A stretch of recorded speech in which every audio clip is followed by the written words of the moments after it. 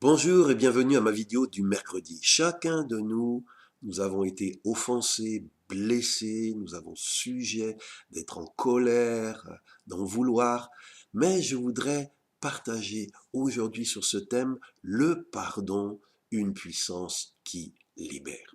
Et pour illustrer cela, j'aimerais raconter ce qui est arrivé à Léonard de Vinci. Il est dit qu'il avait un ennemi qui lui avait fait beaucoup de mal.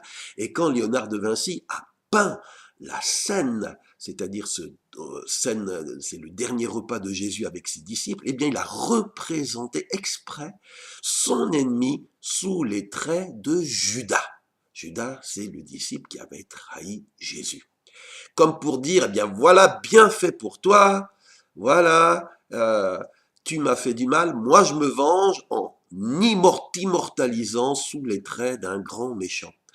Savourant sa revanche, Léonard de Vinci, tout content de lui, a entrepris de finir son tableau, et le dernier personnage qui lui restait à peindre, c'était le Christ. Et là, panne d'inspiration, impossible d'y arriver. Et il peint, il repeint, et ça a duré des mois, presque 3 ans, jusqu'au moment où Léonard de Vinci a eu un flash. Et il a compris, s'est rappelé de cette parole du Christ dont il voulait peindre le visage, qui a dit, si vous ne pardonnez pas aux autres le mal qu'ils vous ont fait, mon Père qui est dans les cieux ne vous pardonnera pas non plus le mal que vous avez fait. Et là, il a compris que c'était là la source de sa panne d'inspiration. Et il a accepté, consenti à effacer sa première représentation vengeresse de Judas. Il a accepté de renoncer à la jouissance d'humilier son ennemi en public. Il a renoncé à vouloir immortaliser sa vengeance et donc il a effacé et repeint Judas sous d'autres traits, le visage tourné vers le Christ. Et vous savez quoi? Après avoir fait la paix avec son ennemi, Léonard de Vinci a retrouvé l'inspiration.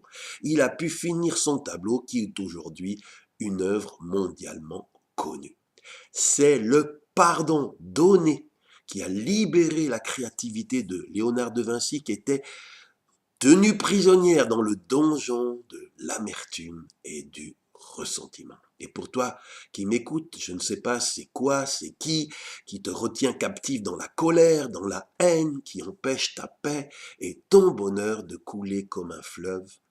Je voudrais te dire, c'est le pardon donné de tout notre cœur qui libère, qui nous libère. Et pardonner, ce n'est pas minimiser, ce n'est pas excuser le mal, mais c'est le refus de rendre le mal pour le mal. Et si nous avons tant de mal à pardonner, nous pouvons demander au Christ de nous y aider parce que sur la croix, il a dit, Père, pardonne-leur, pardonne à ceux qui me crucifient, car ils ne savent ce qu'ils font.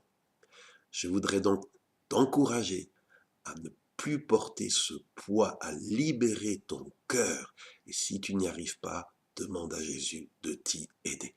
À mercredi prochain pour un nouveau message.